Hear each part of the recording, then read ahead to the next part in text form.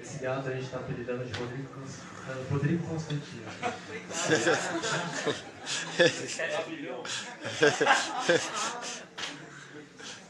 A gente vai começar aqui agora então a entrevista com o Ciro Gomes sobre a conjuntura atual da política brasileira. Né? E a gente vai começar essa entrevista e depois vai ter uma parte para cada um aqui fazer a pergunta que quiser fazer do Ciro. Mas inicialmente eu vou já meio que cortar uma coisa para já começar pela parte mais difícil, talvez que seja, que é sobre o apoio político feito por Pedro Paulo no Rio de Janeiro, do PMDB.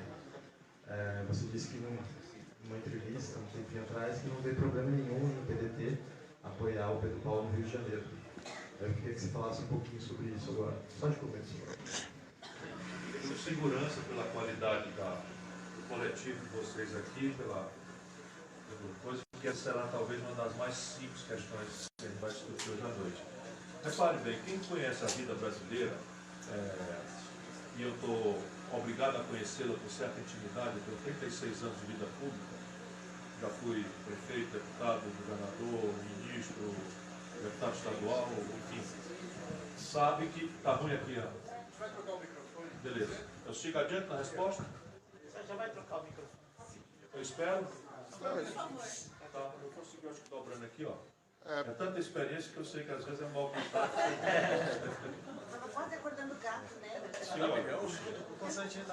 Então, repare bem, a eleição municipal, quem buscar coerência só encontrará, e não foi que eu disse que não vejo problema, eu disse coerência, você só vai encontrar num plano, que é a hiperfederação e o hiperpartidarismo brasileiro. É o único traço que revela para qualquer sociólogo, cientista político, observar o quadro municipal, você só vai encontrar como a expressão, o encontro da hiperfederação brasileira, 5.400 municípios, e da hiperfragmentação partidária. Eu, lá no Rio de Janeiro, tenho simpatias pessoais, assim, diferentes dessa. Eu sou amigo do Molon, gosto muito dele, cheguei a tratar com ele sobre a possibilidade do PDT apoiá-lo. Eu tenho uma relação histórica, antiga com o PCdoB, tenho uma simpatia imensa pela Jandira. Sonho em andar unindo a esquerda brasileira partidariamente em todos os lugares, e ela conseguiu a proeza de juntar o PT, não ter candidato contra. Lá em Fortaleza o PT é candidato contra nós. Lá não faz mal nenhum, faz parte do processo, isso não me assusta. Mas o meu partido, que tem também relevância absoluta, na sua autonomia, optou, porque inclusive a sede nacional é do Rio de Janeiro, optou pelo Pedro Paulo. Faço o que eu? Vou bancar um purista, vou abrir uma dissidência no meu 7º partido, porque eu já estou cansado, né, de manter coerência brigando com os partidos, né, enfim.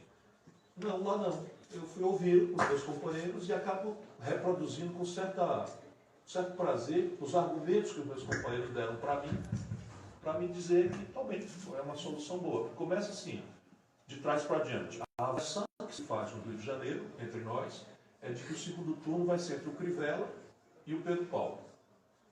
Portanto, provavelmente encontraremos todo o pensamento progressista naquela data, se for esta a avaliação correta. Segundo, a onda contra o Pedro Paulo, que ficou muito agressiva, vinha de uma denúncia de que ele teria maltratado ou espancado ou algo do gênero a sua mulher. Hoje é formalizado já o Ministério Público Federal examinando o assunto, não é que o acusou e ele foi absolvido. O Ministério Público mandou ao arquivo porque ele não encontrou nenhuma suficiência, nenhuma prova, nenhum elemento indiciário que justificasse uma denúncia. E o Supremo arquivou. Aí você tem o PMDB. Ok, eu tenho um antagonismo grande, mas não é o PMDB propriamente. Eu tenho um antagonismo insuperável com o lado quadrilha do PMDB.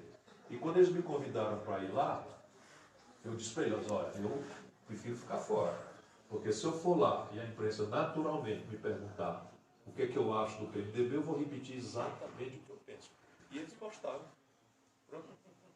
Já foi desativado lá.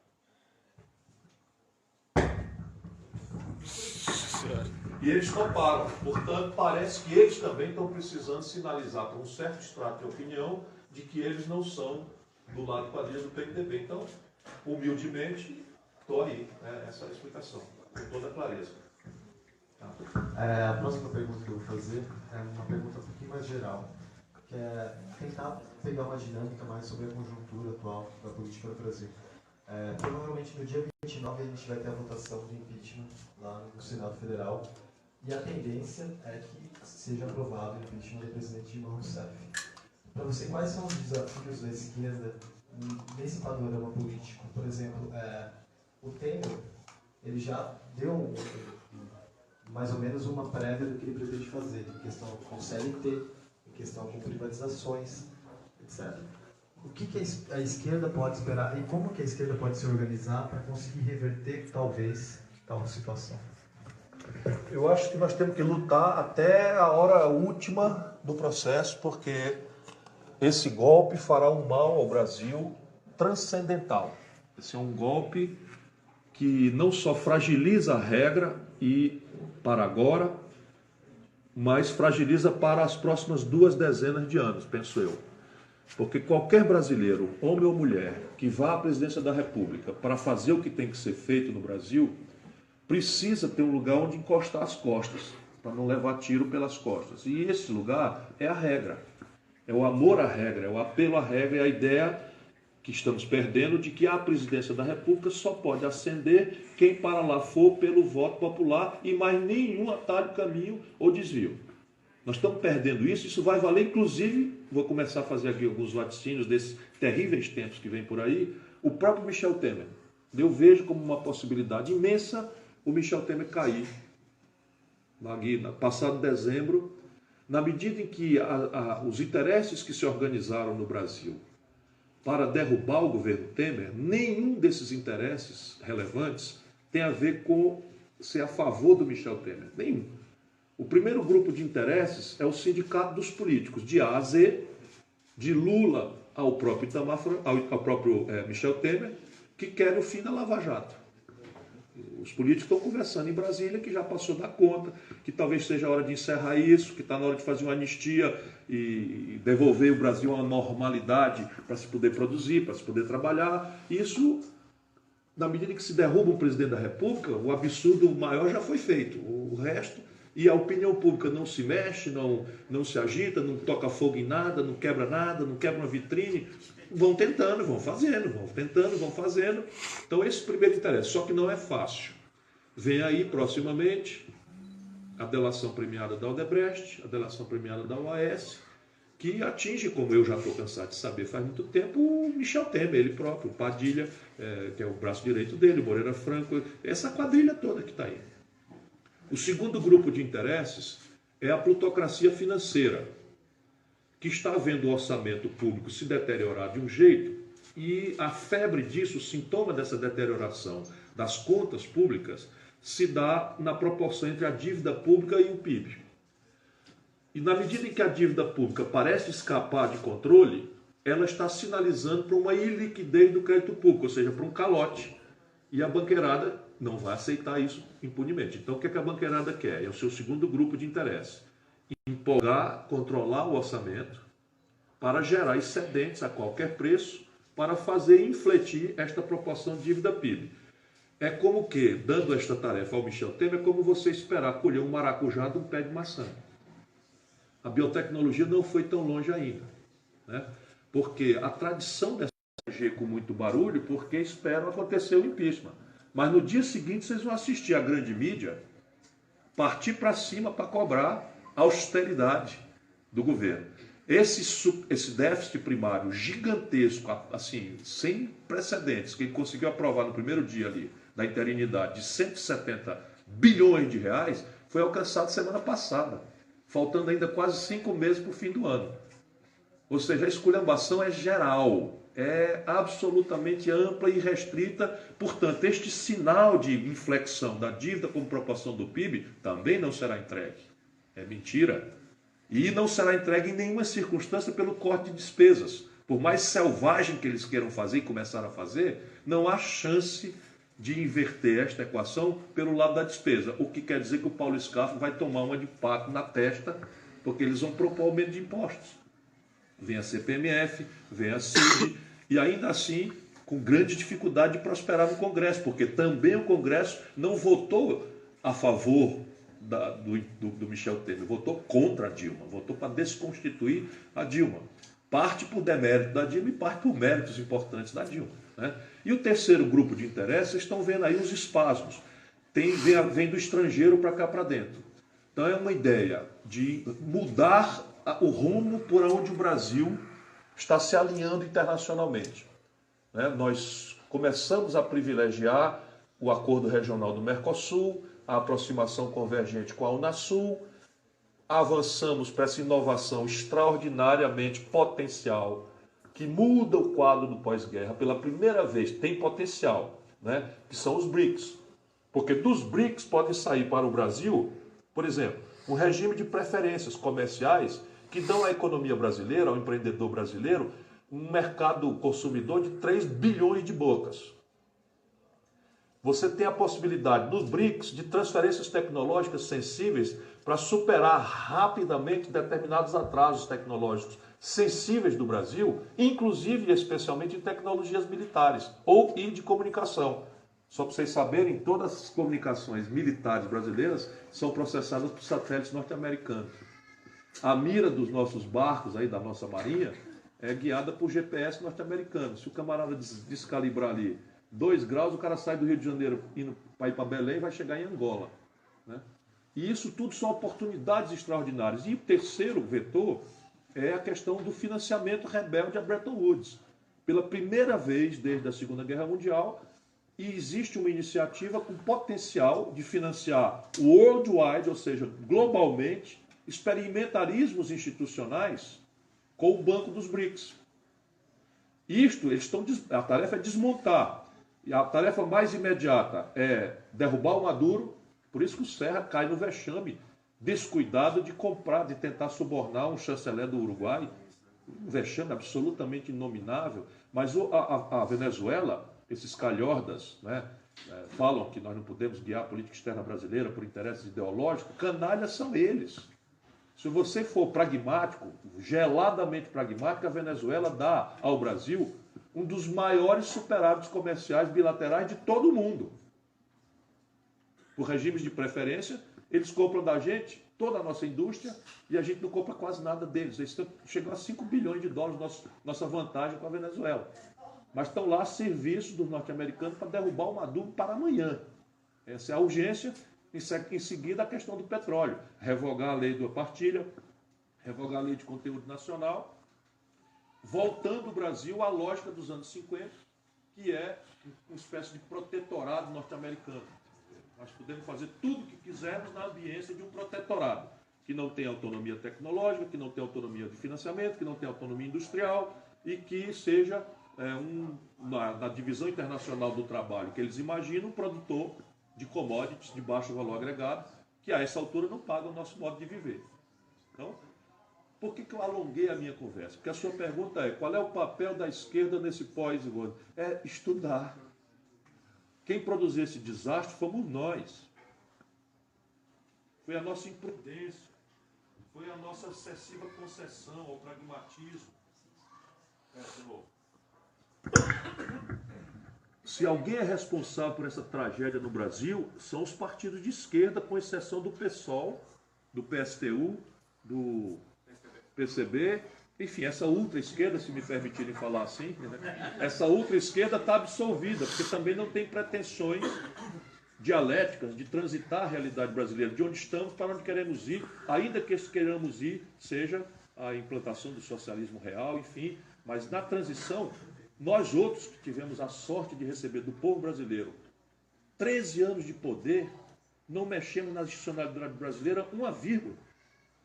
Não formulamos um projeto que coesionasse o mundo produtivo, o mundo do trabalho brasileiro, e repetimos aquilo que são ciclos de consumo artificialmente felicitantes, porém insustentáveis, na medida que não se paga eletroeletrônica, novos materiais, meios de diagnóstico médico moderno, com um valor de commodity. Tradicionalmente, commodity não vale o que valia. Então, quando nós fizemos o real, fui ministro da Fazenda, tivemos um ciclo de consumo, porque o imposto inflacionário foi subtraído abruptamente e deu um grande conforto de renda para a população, que foi ao consumo em massa. E o Fernando Henrique trocou a ideia de de projeto de país por um projeto de poder. Depois, com o Lula, as commodities puxadas pela China passaram para um preço artificialmente alto. Eu estou trabalhando na CSN, estava há pouco tempo, quando me demiti por causa do impeachment, né? Nós vendíamos uma tonelada de minério de ferro por $190. Quando nós fizemos a lei de partilha, vendíamos um barril de petróleo por $110. O minério de ferro caiu para $38, nós quase quebramos. A mineração média e pequena do mundo inteiro quebrou. Porque caiu, agora está 48, 47. O petróleo caiu para $30, praticamente inviabilizando os investimentos do pré-sal. E aí o que acontece? Nós nos desfinanciamos, porque na conta de manufaturado, 70%, 80% do valor dos carros que a gente anda são importados. Ainda que a gente tenha uma montadora brasileira, aspas, monta aqui em São Paulo, quando você vai apurar o valor do carro, 80%, 70% vem do estrangeiro. Componentes globais fornecidos em global source. 80% da química fina brasileira são importados. E aí vai. E não é negócio de bolsa Louis Vuitton, que a gente poderia imaginar amanhã, né? Restrições regulatórias. Então, estou falando da essencialidade do nosso modo de viver. Do nosso modo de viver. E aí nós simplesmente não fizemos. O Lula entra dá esse conforto, e aí faz uma farra de consumo, né? A população fica feliz, elege, reelege, e depois a festa acaba. Como acabou em 2013, não foi agora que acabou, não. E a nossa presidente, ao invés de partilhar essa angústia com a população brasileira, resolveu trocar a política por marquetagem. E aí falseou toda a percepção da realidade, fez renúncia fiscal em 2014 de 84 bilhões de reais de impostos que a gente podia arrecadar para fazer investimentos estratégicos, por exemplo, em petróleo, o buraco na conta de petróleo, o Brasil vendendo petróleo bruto barato e comprando derivados de petróleo com dólar que a gente não produz, né? Porque a gente não tem autonomia em refino, nós simplesmente temos um buraco de 25 bilhões de dólares por ano. E a esquerda parece que não quer saber disso. E lamentavelmente agora vai ter que saber. Porque vem aí, mofado e mal cheiroso e apodrecido, a perversão neoliberal tropicalizada pela truculência dessa canalha que está usurpando o poder no Brasil. São coisas práticas. Coisas práticas. E nós, se botarmos a rede, com todo respeito ao companheiro que estava aqui, já forçando a mão um pouco, de que a rede é progressista, né? Vamos botar para cá. Nós temos 100 deputados em 500 para resistir à onda. E continuamos arrogantes. Continuamos achando que somos os guias geniais dos povos. Nós estamos derrotados. E estamos derrotados não é pela força moral dos nossos oponentes, não. É pelo defeito grave de formulação, de falta de formulação nossa, do nosso lado. E de coesão nacional ao redor de uma coisa aí que tem que ter mérito. Que não pode ser, né, rentismo na veia, bilhões para meia dúzia de pessoas que nós legitimamos e Bolsa Família para calar a negada mais pobre cá embaixo. Isso não é projeto de país. Isso é o desafio agora. O que, já está no Congresso? A emenda à Constituição que tabela o gasto primário no Brasil e exclui deste tabelamento o gasto com juro, que é o mais imoral e volumoso dos gastos. Em 2015, por exemplo, só para vocês terem, e a esquerda vai precisar estudar números também, né? Porque o que define ser de esquerda, na minha experiência, é empoderar o Estado com um estoque de poupança o maior possível para intervir, para educar o povo, para fazer saúde que preste, para qualificar um jovem empreendedor, para fazer venture capital para o empreendedor, filho do pobre, poder não sonhar apenas com um emprego de carteira assinada, que é uma coisa que está sendo superada e vencida e não responde às novas exigências brasileiras. E, portanto, nós precisamos salvar o Estado brasileiro, temos que devolver ao Estado brasileiro alguma energia. Pois bem, o buraco na conta primária brasileira em 2015 foi de 50 bilhões de reais. Sabe quanto foi a conta de juro? 600 bilhões de reais. Então o buraco nas grandes contas do país foi de 650 bilhões de reais. E aí nós temos agora, a premissa dessa canalha que está aí é ajustar pelo corte de despesa. Porque é premissa ideológica. Não vai conseguir, mas veja bem, vai começar. Se eu tabelar o gasto primário, eu estou dizendo para a sociedade que o status quo da saúde, o status quo da educação, o status quo da infraestrutura, o status quo da segurança pública vai ser o que está aí para os próximos 20 anos. O status quo do salário do servidor público vai ser este daí. pelos próximos 20 anos, é o que está na emenda. E nós só temos 100 para enfrentar, né? Se não criarmos na rua um vetor para anteontem, né? Que não foi em abstrato defender a democracia com a Dilma porque estava frustrado, mas agora vai haver concretudes. Mas a gente precisa traduzir para a população, ou seja, estudar, ler, entender o que é o regulamento, o orçamento, qual é o impacto de uma emenda dessa constitucional. Porque a União Federal tem três despesas relevantes. Primeiro, a Previdência Social. Aposentados, pensionistas, viúvas, doentes, deficientes físicos, etc, etc. Enfim, vou cortar aqui. Universidade, já começou o corte. Está anunciado um corte de 40% nos investimentos das universidades brasileiras, já começou. A Universidade Federal do Ceará perdeu 18 milhões de reais com um decreto ontem, né? E a terceira é saúde, é o SUS. Então, o gasto primário, vamos pedir para o povo, vamos ajudar o nosso povo a entender. Gasto primário, sob o ponto de vista da União, é previdência, saúde e educação superior. Já está no Congresso o fim da lei de partido e o avanço sobre a lei de conteúdo nacional. O que é isto? Isto é o seguinte: o Brasil é, depois dos Estados Unidos e da Venezuela, a maior província petrolífera do planeta, no Ocidente. Com o petróleo a 45, a 48, como já está, e a obrigação da Petrobras participar de 30%, e os royalties, etc, etc, eu posso visualizar em 10 anos, não mais do que isso, de onde virão $1 trilhão. 1 trilhão, de onde virá, ou virão $1 trilhão. Ainda que seja trilhão é muito, né? Então virão $1 trilhão, virão $1 trilhão, né? Para nós resolvermos nossos problemas. Se a gente abrir mão disso, a gente vai para a lógica das 7 irmãs. E a primeira consequência é que o preço do petróleo deixará de ser um preço brasileiro para ser um preço de royalties que o Brasil paga por alugar tecnologias estrangeiras, já passa de uma dezena de bilhão de dólares nos próximos anos. Por que nós não vamos num lugar que a gente tem natural protagonismo, fazer a difusão? Eu vou para a mecatrônica, eu vou para a eletrônica, eu vou para a microeletrônica, eu vou para novos materiais, para polímeros, uma série de potencialidades de empreendimentos para um país como o nosso, não pode abrir mão de ter. E o muito engraçado, o calhorda, é que todos os países centrais fizeram isso.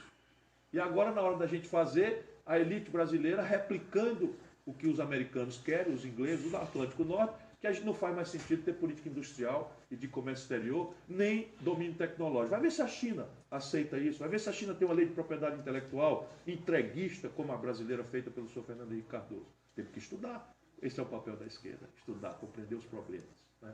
Entender os problemas reais, onde eles estão, e sair do fetiche das simplificações grosseiras, de uma autorreferida solidariedade ao povo, que não nos reconhece mais como seus protetores.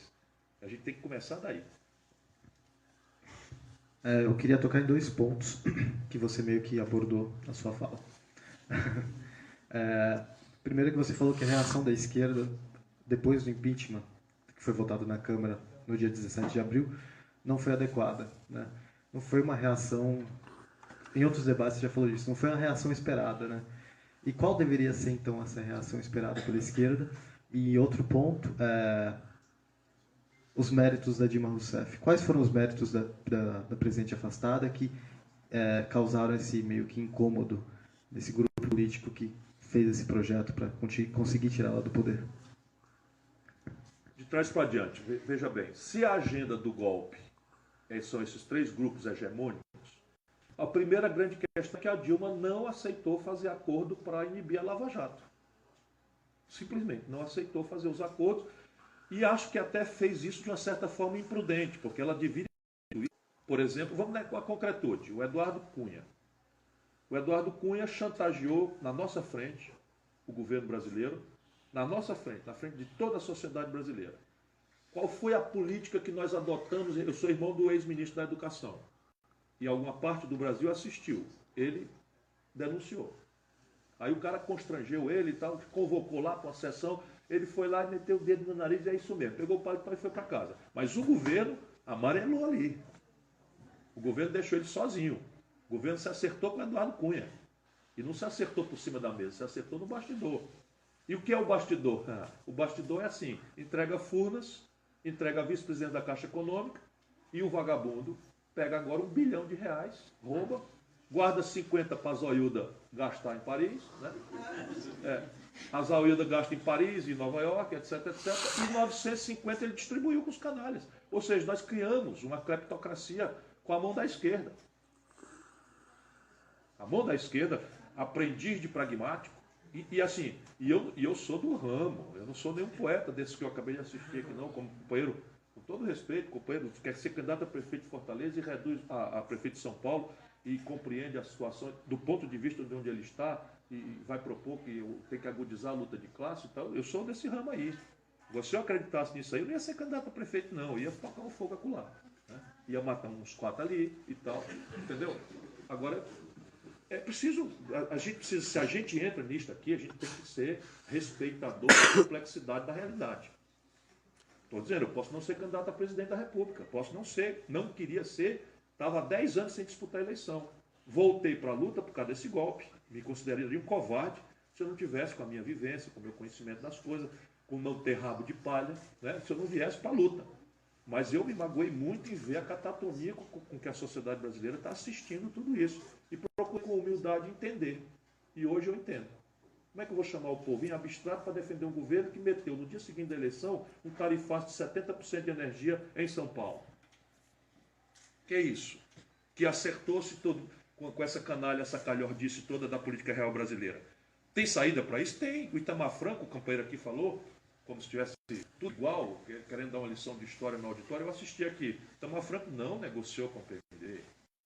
O Lula, no primeiro mandato, não negociou com o PMDB. O que a gente pode e deve fazer é cooptar um pedaço do PMDB sem pagar o custo de entender o PMDB como uma quadrilha orgânica. O erro agora foi entender o PMDB como uma quadrilha orgânica e entregar para eles, na linguagem deles, o poder real, para eles roubarem e comprar voto e tal. Nós fizemos o oposto com o PFL do Ceará, por exemplo. Não passamos bom momento, não. Foi duro. A vida é dura. A vida é complicada. Quais são os méritos da Dilma? Ela não negociou a Lava Jato. Estou completando aqui que ela podia não ter feito isso, podia ter denunciado e tentado cumplicidade com o povo, porque extrairia daí pelo menos uma narrativa, que as pessoas agora estão gostando dessa expressão, em que ela estaria sendo vítima de uma escalada golpista porque estava do lado do Moro. Só que ela não podia fazer isso porque parte do PT está afundada, chafurdando na coisa. E essa é a esquizofrênica condição da Dilma.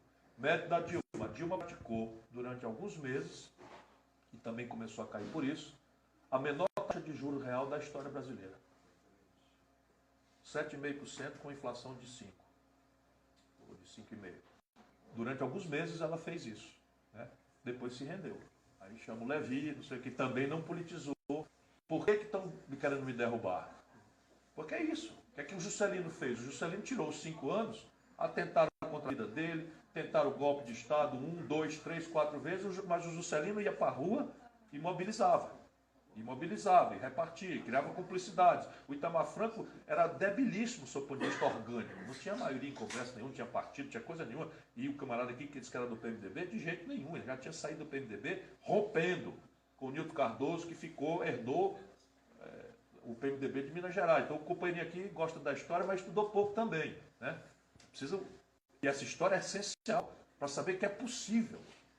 Não estou dizendo que é fácil, não estou dizendo que é trivial, mas é possível exercitar a presidência da República no Brasil sem esses tipos de acordos centrais que concedem o que é impossível de ser concedido. E isso tem que ser um misto de entendimento, negociação, paciência, mas denúncia, ruptura, chamar o povo para assistir o jogo.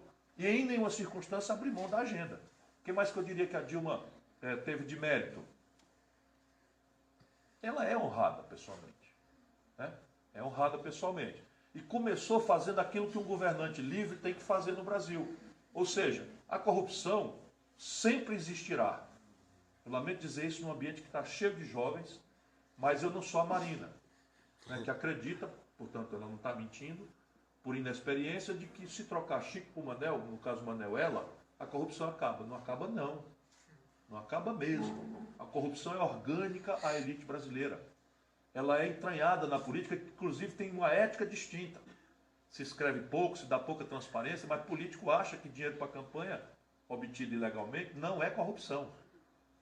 Que corrupção é só se o cara misturar o dinheiro do partido com o bolso. Então é uma ética completamente relativizada e tal. Mas o que é que o governante pode fazer? É a tarefa de não roubar, que é o exemplo, a Dilma cumpre. E não deixar roubar, que aí é uma coisa em que você constrangedoramente vai ter um companheiro seu, um amigo seu, um parceiro de governo denunciado. E diante disso não tem conversa, tem que afastar o cara e acabou. O que é que a Dilma faz quando entra? Afasta os caras. Recebe um governo totalmente mestiço, né? Esses Eduardo, não sei das quantas, da Petrobras, tudo já todo mundo está cansado de saber. E ela bota a graça lá, isso é que é a tragédia brasileira, por falta de imprensa. E viva vocês, né, que vão atenuando e no fim vão resolver esse problema. Ela bota a graça forte para moralizar a Petrobras, porque ela sabia da esculhambação. A Graça Foster começa a moralizar a Petrobras ela, a inocência da Dilma e na experiência dela, de que ia moralizar um governo que ela herdou do Lula. Você lembra da faxina? Tem 1000 entrevistas minhas dizendo assim, vai se ferrar. Porque agora ela está bem, está popular, acabou de ganhar a eleição, negado trinca os dentes e marca para amanhã. Deixa estar, vizinha. A vida dá uma curva, eu te pego. Aí se você pegar no começo do governo da Dilma, a soma dos votos atribuídos ao presidente da Câmara, Eduardo Cunha, com a soma dos votos atribuídos ao candidato Júlio Delgado, e comparar com as contas dos votos dados ao Chinaga do PT, está ali o impeachment. A soma dá exatinho os votos do impeachment. E ela não viu nada disso. E se cercou mal e porcamente de gente de quinta categoria, não só do ponto de vista moral, porque a faxina foi tirando. Ela afastou fulano, afastou Beltrano, afastou fulano. E fazendo o discurso da faxina, até o PT, até o Lula zangou-se. Faxina sobre quem, companheiro? Né? Então essa é uma questão esquizofrênica que estava mal encaminhada aí. E não botou o povo na jogada porque não podia botar. Percebe? Então é uma incompletude e deu no que deu. Aí eu vou abrir agora Arruma uma aguazinha aí, querido. umas perguntas aqui para o Ciro. Você, tem mais alguém? Vai ser você. Na sequência. Meu nome é João. Ciro, eu queria saber como é que você acha, como é que você avalia a possibilidade do Brasil criar uma frente de esquerda como governo Uruguai desde 2004, frente ampla? Há essa possibilidade? E se ela é suficiente para você criar a política econômica que você pensa, que a esquerda tem que ter um novo projeto econômico. Como você falou, a Dilma chegou a reduzir bastante a taxa de juros, mas houve uma reação muito grande. Você, presidente, certamente vai enfrentar uma reação muito forte, principalmente da mídia, que tem um consórcio muito grande com o mercado financeiro.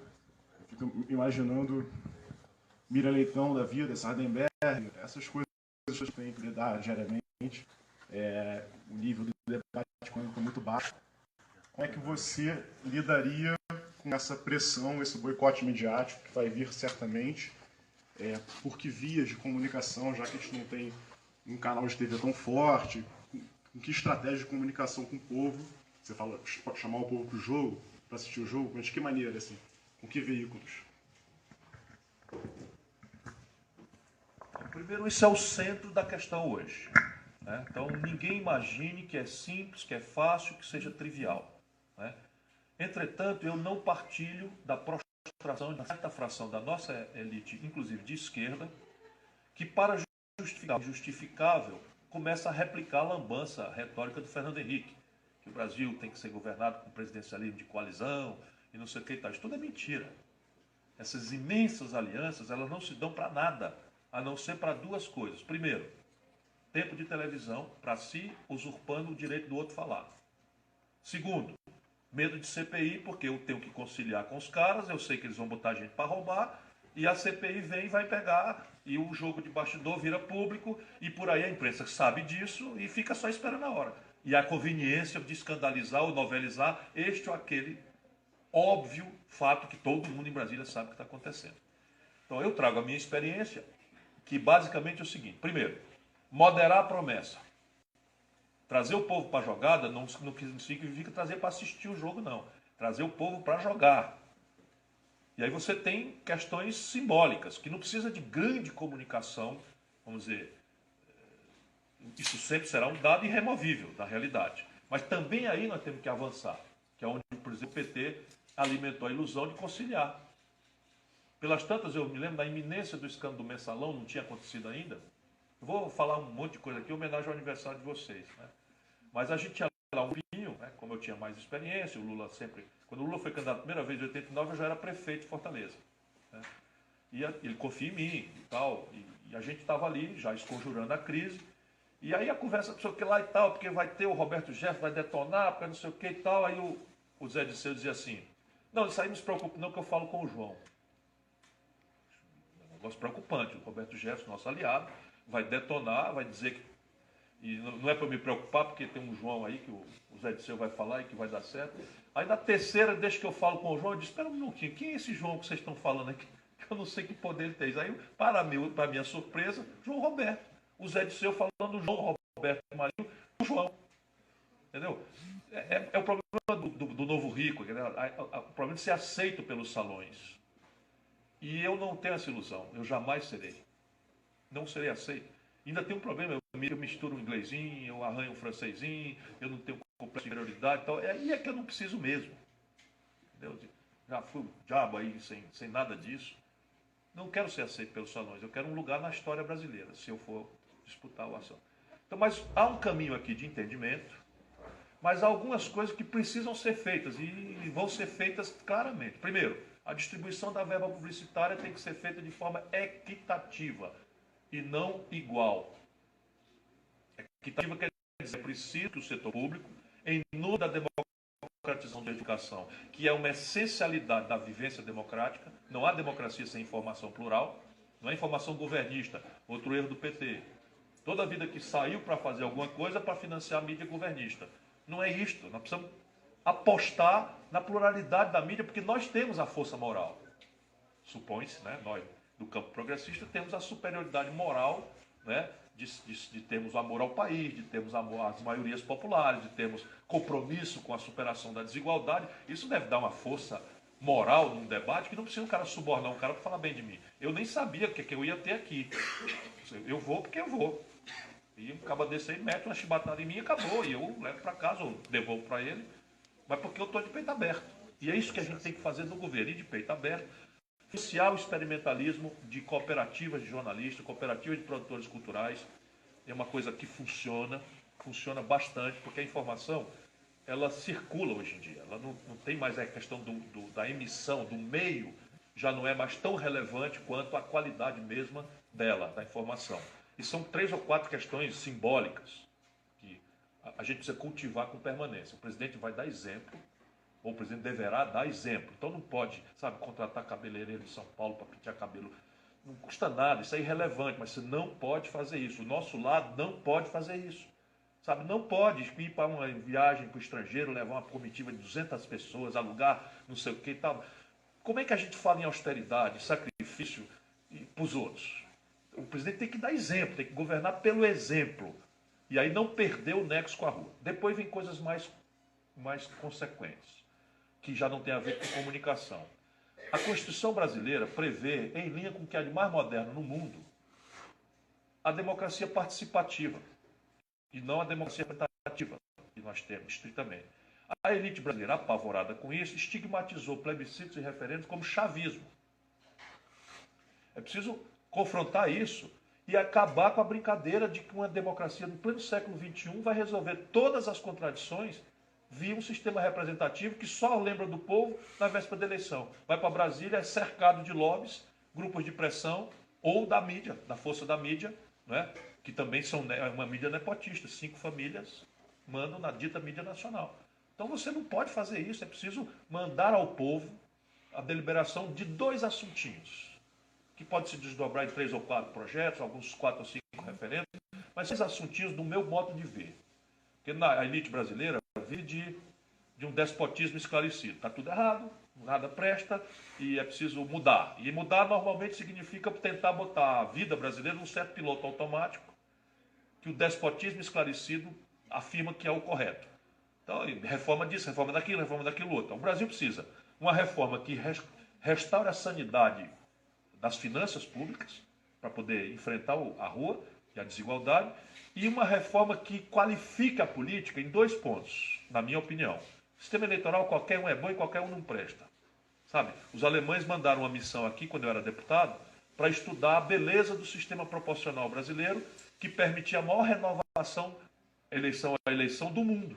Enquanto eles, por um sistema de voto distrital, tem uma renovação mínima que chegou a dar, hoje, naquela data, a idade média do parlamento de 72 anos. Na Alemanha. Então, todo sistema é ruim ou bom. O que não dá é para você imaginar uma democracia sem cidadão, em que meia dúzia de iluminados acha que pode decidir, e o povo tem que tomar na cabeça, quando for o caso. Sabe, errou, votou mal, é um aprendizado. Democracia é treinamento de cidadão. Não existe democracia em que alguém por nós vai instalar o chicote e botar as coisas em ordem. Não, não vai acontecer. Portanto, a reforma política que relacione de uma forma mais clara dinheiro e política. E aí nós vamos enfrentar algumas questões que são ancestrais à institucionalidade política. Tem a ver com a moral dominante no país.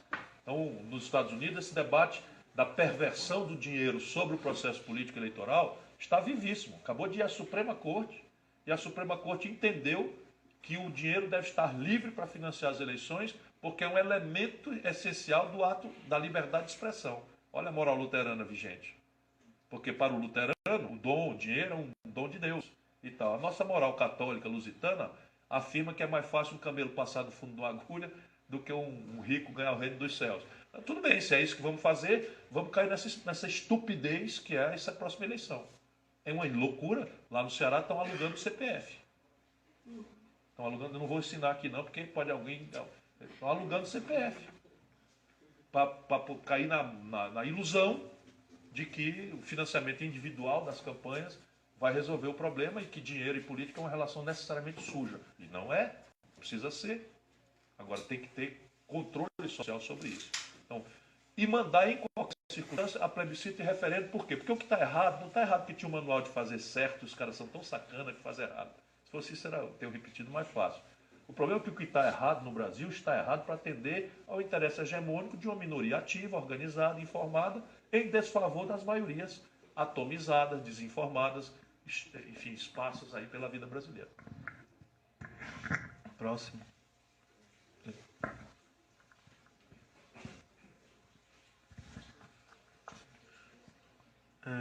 Ciro, bom, tem um monte de coisa que eu gostaria de perguntar para você, mas eu vou perguntar uma só. Em relação à Petrobras, né? Agora que o impeachment está em vias de se configurar, a gente vê que um dos alvos de desmonte prioritários é a Petrobras, é a entrega do pré-sal. E queria ver se do nível que você está fazendo política, o que você enxerga como os principais alvos, né? Que quem resiste à privatização da Petrobras deveria atacar e como. Porque essa daí acho que é a primeira peça do dominó aí que vai começar a cair do desmonte geral da nação, né? Eu estou sustentando para provocar que a nossa posição, se consumar o impeachment, não pode ser uma posição reativa. Porque, de novo, o nosso povo desconfia, né? E fica muito fácil a tal narrativa de que a gente é contra a privatização porque a gente estava roubando lá. Entendeu? É uma narrativa contundente. Não, a esquerda é contra porque quer o Estado dentro para botar a mão, tá vendo aí, ó, o escândalo da Petrobras e não sei o que e tal. A narrativa tem que ser a real. E a real não é a defesa corporativa dos companheiros petroleiros, que merecem de mim todo carinho, toda atenção e todo respeito. Nós precisamos demonstrar para a população brasileira que o petróleo no mundo só tem 2 formas de manipular. Ou é um oligopólio de 7 irmãs multinacionais, ou as empresas estatais.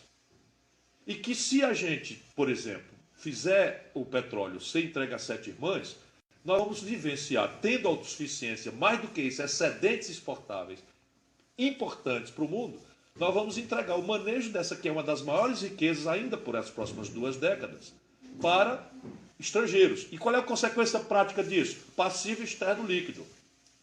Aí eu vou dizer, porra, que serviço pesado, explicar isso para o povão e tal, não é serviço pesado não. É assim, dólar a gente não produz. E se a gente pegar nossas riquezas e internacionalizar, o balanço das empresas deixa de ser feito em real para ser feito em dólar. E aí o que acontece é que o dólar vai embora de remessa de lucros e dividendos. Aí você teria uma possibilidade de verticalizar domínios tecnológicos, o filho do pobre brasileiro dominar uma tecnologia nacional e virar um empreendedor de polímeros, de novos materiais, de fibra sintética, enfim, petroquímica, lato sensu. O céu é o limite. Se for internacionalizado, caixa preta tecnológica. Vem toda de fora e vamos ainda pagar royalties, ou seja, o aluguel da inteligência alheia para fazer a exploração de uma riqueza nossa. E o resultado prático disso qual é? A gente tem que fazer a pedagogia disso e, evidentemente, eu confio muito no povo brasileiro, muito, mas a gente precisa compreender, né, o que está acontecendo para ajudar o povo a entender. Na medida em que o dólar começa a rarear, a nossa moeda se desvaloriza. Porque o povo não compra dólar, mas o povo come pão. E pão é de trigo. E trigo o Brasil não produz. Ao não produzir, tem que comprar do estrangeiro. E tudo que a gente compra do estrangeiro paga com dólar. Se a gente precisava de R$ 2,30 para comprar $1 de trigo para fazer pão, para fazer pizza, precisa de R$ 4,00 para comprar o mesmo dólar de pão, o preço do pão sobe. E aí está a carestia, porque os remédios são tudo importados, virou um aumento de preço. Aí está a energia, que basicamente a eletricidade tem uma variável de óleo diesel pelas térmicas que são acionáveis ou não. Lá se vem o dose de novo e tal. Então, esta explicação, é preciso que a gente ache fórmulas populares, mas em qualquer circunstância, eles têm uma vantagem adicional em relação a nós, que é o tempo. Esses canalhas estão se aprontando para vender a BR Distribuidora, que vai ser o primeiro. Sabe o que é a BR Distribuidora? O lado filé do negócio. O lado filé do negócio é distribuição, não é refino, que também é importante, mas o lado filé do negócio é distribuição. Eles estão preparando para vender, internacionalizando a BR Distribuidora. É o caso da gente ir lá e tocar fogo, metaforicamente ou não. Percebe? É o caso, porque esse cara não está mandatado, não houve voto, não houve discussão popular para dar a ele a autoridade para fazer uma mudança tão violenta e comprometedora da sorte do futuro do país, quanto essa, sem legitimidade. Eu vou defender privilégio corporativo, acho que bandido é para ir para a cadeia, seja petista, seja tucano, seja o que diabo for, não me interessa, mas vender o setor de petróleo do Brasil é crime de lesa pátria. Compromete uma das poucas grandes alternativas que o Brasil tem, clara, de financiar uma mudança radical na nossa sorte de nação. Então, é preciso compreender o assunto, estudar o assunto e pedagogicamente ajudar o povo a entender o assunto. Senão vira um assunto de petroleiro, que ainda pode ser acusado de querer a Petrobras porque ganha 16 salários, etc, etc, etc. Ou pior, uma coisa de petista com saudade de lugar para roubar. Nas duas questões nós estamos perdidos. Se a questão ficar assim. Ajudando o povo a entender. Só tem essa saída. Olha, a situação é grave. A situação é grave. Eu não estou amargurado porque estou lutando. Mas se eu não tivesse... O quê? Não, as concretudes são muito mais rápidas do que você supõe. As concretudes, né? A Petrobras, em abstrato, menos, você tem razão. Mas, por exemplo, a ideia de você fazer prevalecer o negociado sobre o legislado, que já está no Congresso, revoga toda a rede de proteção ao trabalho que o Brasil montou. E nós temos que ter um olhar progressista sobre. Eu vi aqui o debate, eu estava ali assistindo ali, e assim, com todo respeito, é uma confusão grande demais o Brasil. Um cidadão da rede aqui navegou na maionese, mas foi muito, não foi pouco. Né? E de boa fé, não tenho o menor do outro amigo ali como é? Do PSTU, também, porque essa hiperfragmentação aperfeiçoa a direita. Aperfeiçoa a direita. E assim, você pode ser radical, mas começa da realidade, companheiro. Começa do real. Agora, vamos proteger, vamos dizer, sabe quais são os direitos que podem ser negociados e prevalecer sobre a lei? Criando uma categoria absolutamente exótica para um velho professor de direito como eu. Você vai ter uma categoria axiológica superior à lei nesse país, que é o negociado prevalecer sobre o legislado. Acima da lei, um acordo. Quem é um acordo? Um empresariado pilota a taxa de desemprego que vai a 14% esse ano, portanto, o preço do trabalho, que é o salário, extremamente corrigido por uma super oferta de trabalho ocioso, pelo desemprego máximo, e no momento em que parte importante do sindicalismo central brasileiro corrompeu-se. Então, sabe quais são os negociados? Chama a Fiesp, chama aqui o sindicato não sei de quem, e vamos negociar o fim da licença maternidade e o fim do 13º salário. Assim como eu estou lhe dizendo, nesse momento as pessoas pensam que eu estou exagerando, que eu estou lutando contra o impeachment e tal. Isso está no Congresso. E a plutocracia, anote aí, 40 dias, 45 dias, passado o impeachment, a grande mídia vai começar com editoriais furibundos sobre o Michel Temer. Eleição no começo do ano que vem. Provavelmente, pelo Congresso. Provavelmente, indireta pelo Congresso. Meirelles. Talvez. Chega de intermediário e tal, mas daqui para lá a gente toca fogo em alguma coisa, não é possível.